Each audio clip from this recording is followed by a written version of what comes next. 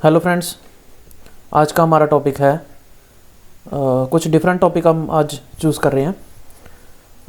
आज हम कुछ गवर्नमेंट स्कीम्स के बारे में पढ़ेंगे, जो सरकारी स्कीम्स हैं जो इन्वेस्टमेंट के लिए होती हैं, इन्वेस्टमेंट करने के लिए जो कि होती हैं, उनके बारे में हम कुछ समझेंगे आज। तो ये एक सीरीज़ ऑफ वीडियोज़ हैं जिसमें मैं एक informative videos kind of videos होंगी हैं। ये स्टडी वीडियो से थोड़ी हटकर हैं और बीच बीच में ये वीडियोस में मैं डालता रहूँगा, ताकि अगर आप कुछ इन्वेस्ट करना चाहते हैं किसी स्कीम में तो आपको पता हो कि कौन सा इंस्ट्रूमेंट इन्वेस्टमेंट के लिए आज की डेट में सेफ़ है और कौन सा इंस्ट्रूमेंट किस में क्या फ़ायदा और उसको कैसे अप्लाई करें। तो आज हम गवर्नमेंट स्कीम्स की पहली वीडियो करेंगे, तो उसमें हम आज पीपीएफ जो गवर्नमेंट की स्कीम है उसके बारे में पढ़ेंगे कि ये पीपीएफ स्कीम क्या है और उसके क्या बेनिफिट हैं और इसको कैसे अप्लाई करें और कहाँ अप्लाई कर सकते हैं। तो चलिए शुरू करते हैं। पीपीएफ क्या है? पीपीएफ की फुल फॉर्म है पब्लिक प्रोविडेंट फंड।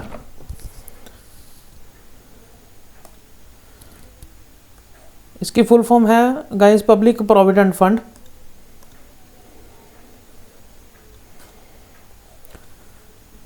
एक popular long term saving fund है। लॉन्ग टर्म ही ये जो है पब्लिक प्रोविडेंट फंड एक फंड है, काफ़ी पॉपुलर है। ये गवर्नमेंट की स्कीम है, गवर्नमेंट ऑफ इंडिया के द्वारा ये इशू की जाती है। ये एक सिक्योर इंस्ट्रूमेंट है इन्वेस्टमेंट करने के लिए। इंडिविजुअल्स के द्वारा इन्वेस्ट किया जा सकता है इसमें, और इसका सबसे बड़ा जो है फ़ायदा है कि इसमें जो भी इन्वेस्टमेंट करेंगे आप, उसका जो भी बेनिफिट होगा वो कम्प्लीटली एटीसी के अंडर उसकी रिबेट मिलेगी आपको। तो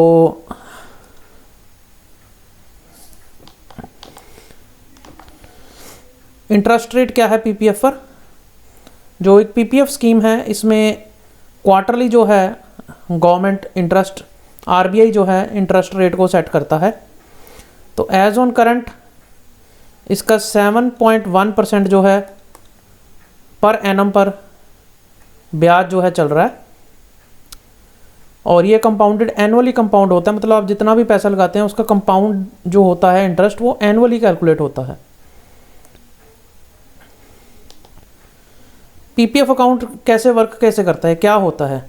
A PPF account is a long-term saving instrument designed to encourage individuals to save while enjoying tax benefits. The account has a minimum lock-in period of 15 years. इसमें सबसे जो खास बात है, ये एक लॉन्ग टर्म इन्वेस्टमेंट, जैसे हमने पढ़ा कि ये एक लॉन्ग टर्म इन्वेस्टमेंट प्लान है जो कि 15 साल के लिए 15 ईयर्स के लिए लॉक इन पीरियड होता है। इसका minimum lock in period of 15, मतलब मिनिमम से मिनिमम आपको जो है 15 साल इसमें पैसे रखने ही पड़ेंगे। तो इसमें क्या बेनिफिट मिलता है? बेनिफिट इसमें मिलता है कि हमें इसमें टैक्स में 80C के अंडर रिबेट मिल जाती है। इसका क्या मतलब है कि जो भी इंटरेस्ट इनकम होगी इससे वो टैक्स एबल नहीं होगी, इनकम टैक्स उस पर टैक्स नहीं काटेगा। और इसको हम 15 साल अगर मान लीजिए हमारे पूरे हो गए, तो 5 साल के ब्लॉक में हम इसको 5-5 साल के ब्लॉक में आगे बढ़ा भी सकते हैं इनडेफिनेटली, मतलब जितना चाहे उतना भी बढ़ा सकते हैं हम। तो individuals can deposit a minimum of ₹500 and a maximum of ₹1.5 lakh under 1 financial year. एक साल में कम से कम 500 तो आपको जमा करने ही करने हैं, और मैक्सिमम आप इसमें 1.5 लाख तक जमा कर सकते हैं। 500 तो जी आपने जमा करने ही करने हैं, और उसके बाद आप ज़्यादा से ज़्यादा, मतलब मिनिमम आपने 500 करना ही करना है, और पर मैक्सिमम आप इसमें 1.5 लाख एक फाइनेंशियल ईयर में कर सकते हैं। The interest earned on the PPF account, जो भी ब्याज इस पर आप अर्न करेंगे वो टैक्स फ्री होगा, और principal amount invested also qualifies for tax deduction under section 80C of the income tax act. जो आप प्रिंसिपल अमाउंट भी जो इन्वेस्ट कर रहे हैं, मान लीजिए 1.5 लाख है, आपकी सैलरी है मान लीजिए 6 लाख,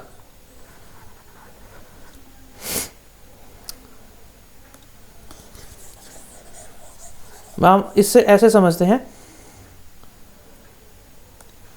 कि मान लीजिए आपकी सैलरी जो है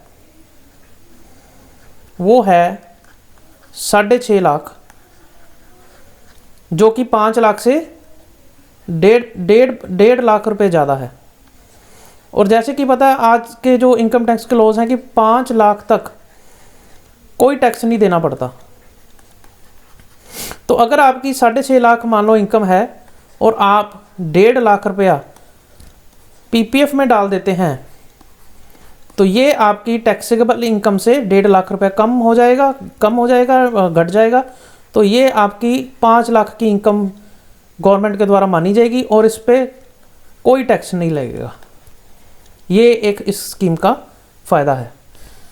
कई लोग जनरली इसी फ़ायदे के लिए इस स्कीम में पैसा लगाते हैं। एक तो पैसा जमा होता रहता है, ब्याज मिलता है और इस पर टैक्स का बेनिफिट भी मिल जाता है। तो चलिए एक एग्जांपल से समझते हैं कि let's assume Anil opens a PPF account and deposits 50,000 rupees each year for the next 15 years। 15 साल वो हर एक साल 50,000 मान लो PPF अकाउंट में जमा करता है। तो उसका प्रिंसिपल कितना हो गया 15 साल बाद? 7.5 लाख। एक तो उसका ये जमा हो गया, तो 7.1% पर एनम के हिसाब से कंपाउंडेड एनुअली उसकी टोटल इन्वेस्टमेंट है 7.5 लाख और उसका जो फाइनल अमाउंट बनेगी वो 13.56 लाख बन जाएगी 15 साल बाद। और उसको इसमें कितना ब्याज मिला? 6.06 के अराउंड लैक्स ब्याज मिल गया इसमें 15 साल बाद। तो एक और एग्जांपल से समझते हैं। मान लो 1 लाख 15 साल अनिल ने इन्वेस्ट किया, तो प्रिंसिपल बन गया 15 लाख, तो उस पर ऊपर ब्याज लगा, तो ब्याज लगकर वो बन गई अमाउंट 27 लाख। तकरीबन उसने 12.12 लैक्स उस पर ब्याज लगा, जो कि पूरा टैक्स फ्री होगा, राइट। तो इसमें फीचर्स क्या हैं? फीचर्स क्या क्या हैं इन्वेस्टिंग पीपीएफ अकाउंट में? एक तो जी सबसे पहले इसका फीचर है कि ये एक सेफ इन्वेस्टमेंट है। सेफ इन्वेस्टमेंट क्यों है गाइस? ये एक गवर्नमेंट की स्कीम है। जो गवर्नमेंट ने एक बार ब्याज तय कर दिया तो उसने उतना देना ही देना है। ये एक गवर्नमेंट बैक स्कीम है, which means that this is secure. ये सिक्योर है, कोई मिनिमल रिस्क है इसमें। Government guarantees both principal and amount invested. जो आपने पैसा जमा किया वो डूबेगा नहीं, इसकी गारंटी गवर्नमेंट दे रही है। और जो इंटरेस्ट भी ब्याज मिलेगा वो भी हाईली रिलायबल और सेफ इन्वेस्टमेंट ऑप्शन है। तो कुछ जो हमारे जो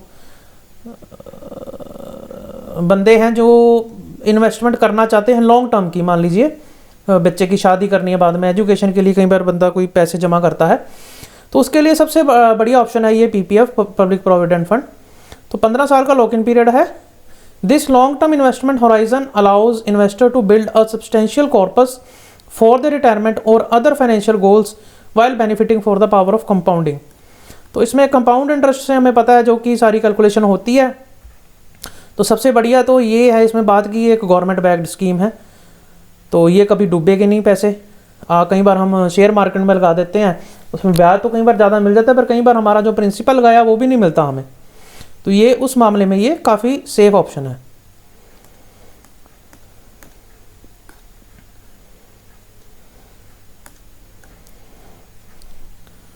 तो और फीचर्स क्या हैं इसमें? Competitive interest rate. पीपीएफ के जो ब्याज हैं ये हर क्वार्टर चेंज होते हैं। हर क्वार्टर इन्होंने चेंज होना ही होना है, बढ़ भी सकता है कम भी हो सकता है। अराउंड 7 से लेकर 7.5 तक नॉर्मली ये चलता है।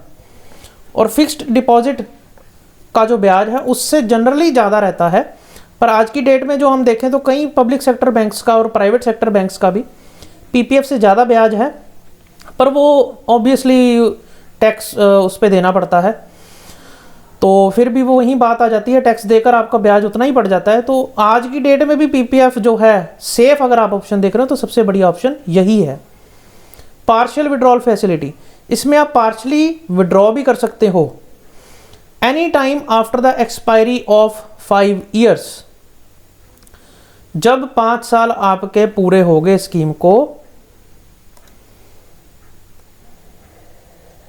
From the end of the year in which the account was opened, the account holder may avail withdrawal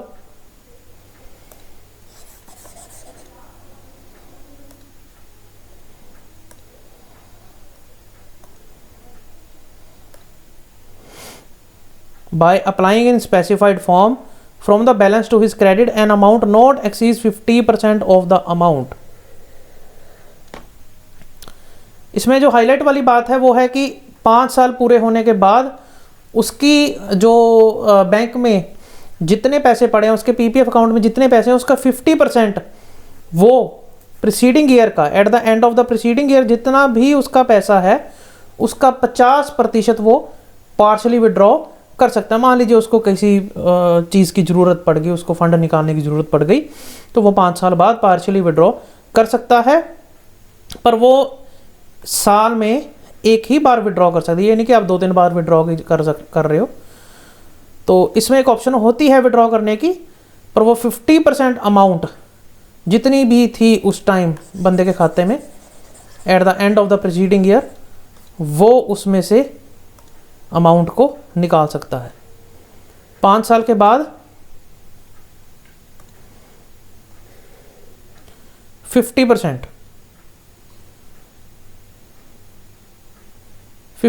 of the amount, साल में एक बार। तो क्लियर है। और इसमें सबसे बढ़िया बात यह है कि आप एक्सटेंशन भी ले सकते हैं। मान लीजिए आपका 15 साल पूरे हो गए, आप चाहते हैं कि मैं और बढ़ाना चाहता हूँ स्कीम को, आपको बहुत बढ़िया लगी, तो ये इनडेफिनेटली इंक्रीज हो जाती है 5 साल के ब्लॉक्स में। पहले 5 साल कर लिए, फिर उसके बाद 5 साल कर लिए, फिर उसके बाद 5 साल कर लिए, ऐसे कर करके आप इनडेफिनेटली इसके बेनिफिट को एंजॉय कर सकते हैं। इसमें नॉमिनेशन फैसिलिटी मिलती है। आपके बाद मान लीजिए आपकी डेथ होगी, तो उसके बाद किसको पैसा जाएगा, तो वो फैसिलिटी भी जो है पीपीएफ प्रोवाइड करता है। तो नॉमिनी बहुत ज़रूरी होता है। अगर नॉमिनी ना हो तो उसको पैसे को निकालने के लिए बहुत ही लेंथी लीगल प्रोसेस होता है। तो ध्यान रखिए, जब भी आप कोई ऐसी चीज़ करवाते हो, चाहे बैंक का खाता खुलवाते हो, चाहे आप पीपीएफ का खाता खुलवाते हो, उसमें नॉमिनेशन जरूर इंश्योर कीजिए। ये आपका पुराना खाता भी चल रहा है, उसमें भी बैंक के जाकर आप इंश्योर करेंगे उसमें जो है आपकी नॉमिनेशन लगी हुई है। तो इन्वेस्टमेंट की फ्लेक्सिबिलिटी है, ये नहीं कि आप 1.5 लाख ही लगाना है, आप 50,000 भी लगा सकते हो साल में, आप 60,000 भी लगा सकते हो, आप 70,000 भी लगा सकते हो। कोई मिनिमम 500 लगाना ही लगाना पड़ेगा आपको। उसके बाद आप 1.5 लाख तक जितना मर्जी और जितनी मर्जी बार, ये नहीं कि आपने महीने के महीने लगाने हैं जी, कभी भी जब भी आपके पास पैसा आए तो आप उस टाइम इसमें लगा सकते हैं। वाइड अवेलेबिलिटी, वाइड अवेलेबिलिटी का मतलब कि पीपीएफ अकाउंट्स हैं भी कि कहीं भी जाकर आप खुलवा सकते हैं। कुछ ऑप्शंस हैं, जैसे पोस्ट ऑफिस में खुलवा सकते हैं आप, वेरियस पब्लिक सेक्टर बैंक्स में खुलवा सकते हैं, और प्राइवेट सेक्टर बैंक्स में भी ये सुविधा है। तो आप कहीं पर भी इस खाते को खुलवा सकते हैं, चाहे पब्लिक सेक्टर बैंक्स में खुलवाइए, चाहे आप डाकखाने पोस्ट ऑफिस में खुलाइए, और चाहे आप जो है प्राइवेट बैंकों में खुलवाएं, कहीं भी खुलवाइए। पर ये स्कीम काफ़ी अच्छी है। तो कुछ क्वेश्चंस हैं, जैसे कि can a PPF account be closed before maturity. क्या मैच्योरिटी, जो कि मैच्योरिटी इसकी 15 साल है, इसकी हमें गाइस पता है कि 15 साल की मैच्योरिटी है,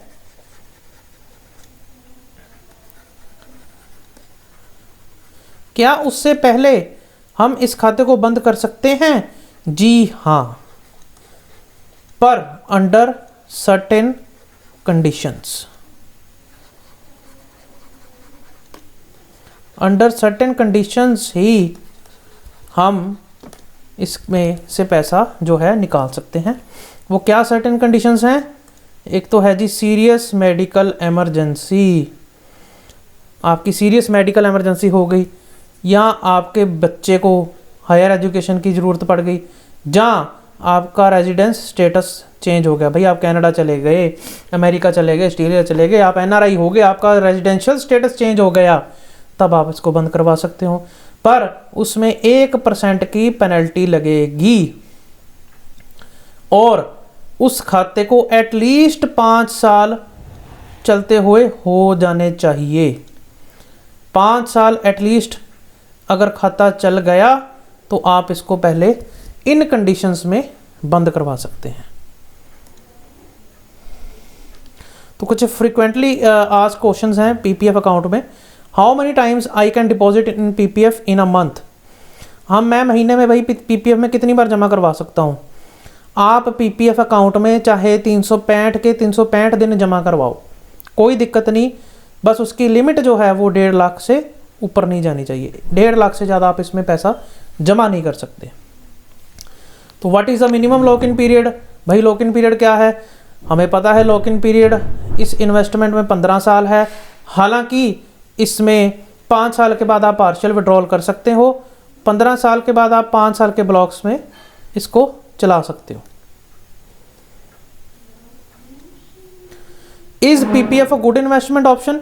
क्या पीपीएफ बहुत बढ़िया ऑप्शन है? जी, पीपीएफ बहुत बढ़िया इन्वेस्टमेंट ऑप्शन है। क्यों? क्योंकि एक तो आपको इसमें 80C में रिमेट मिल रही है, आपकी जो इनकम है उसमें कोई, आपको जो इंटरेस्ट इनकम है उसमें कोई टैक्स नहीं लग रहा, टैक्स फ्री है। तो और क्या चाहिए आपको, है ना? कोई ये एक गवर्नमेंट की स्कीम है, तो ये नहीं कि पैसा डूब जाएगा आपका, ऐसा कुछ हो जाएगा, ये भी नहीं है। तो इससे बढ़िया क्या ऑप्शन होगी जी ना? Can I invest in PPF if I am not an Indian resident? नहीं, अगर आप एनआरआई हो गए हैं आप पीपीएफ अकाउंट नहीं खोल सकते। हाउएवर आप अगर रेजिडेंट थे जब आपने खाता खुलाया, अब आप एनआरआई हो गए हैं, आप कंटिन्यू कर सकते हैं मैच्योरिटी पीरियड तक, जब उसके बाद आप फिर वो 5 साल का ब्लॉक आगे नहीं ले सकते। Can I open a joint PPF account? क्या मैं जॉइंट पीपीएफ अकाउंट खोल सकता हूँ? नहीं, पीपीएफ अकाउंट को आप जॉइंट नहीं कर सकते, सिर्फ इंडिविजुअल नेम पर ही खुलेगा। हाँ, आप नॉमिनेशन ऐड कर सकते हैं उसमें। Can I extend PPF account after maturity period? क्या मैं मैच्योरिटी पीरियड के बाद भी एक्सटेंड कर सकता हूँ? जी, आप कर सकते हैं। 5 साल के ब्लॉक में आप इसको एक्सटेंड कर सकते हैं विद और without making additional contributions. Can I open a PPF account for my child? बच्चे के लिए खोल सकते हैं। जी, आप खोल सकते हैं पीपीएफ अकाउंट बच्चे के लिए, गार्डियन आप होंगे उसमें। However combined investment limit for your account and your child's account can not exceed 1.5 lakh.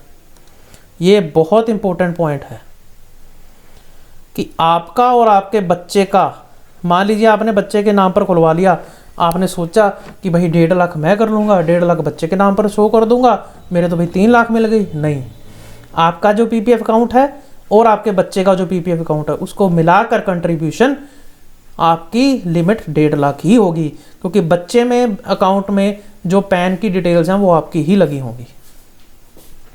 Is the interest earned on PPF taxable? जो ब्याज मैं अर्न करूंगा क्या वो टैक्सेबल होगा? जी नहीं, उस पर कोई टैक्स नहीं देना आपको, वो टैक्स फ्री है। This makes an PPF attract. देखिए, पीपीएफ का सबसे बड़ा फायदा ही यही है कि इसमें जो भी हमें ब्याज मिल रहा है उस पे इनकम टैक्स अपनी नज़र नहीं रखता। इसमें ये सबसे बड़ा फायदा है। इसमें देखिए 3-4 फायदे हैं इसमें। सबसे पहला फायदा तो इसमें ये है कि no tax on interest earned. दूसरा, प्रिंसिपल जो आप जमा कर रहे हो हर साल 1.5 लाख तक is also covered under ATC। मान लीजिए आपकी तनख्वाह 6.5 लाख है, 1.5 लाख इसमें इन्वेस्टमेंट शो कर दीजिए, और आपको 1.5 लाख की वो ATC में रिबेट मिल जाएगी। तीसरा सेफ़ है, क्योंकि ये गवर्नमेंट का है स्कीम, गवर्नमेंट बैक्ड है, आपका पैसा कभी नहीं डूबेगा। ये नहीं कि आपने शेयर मार्केट में जैसे पैसे लगाए तो ये डूब जाएगा। FD से, फिक्स्ड डिपॉजिट से बहुत बढ़िया ऑप्शन है।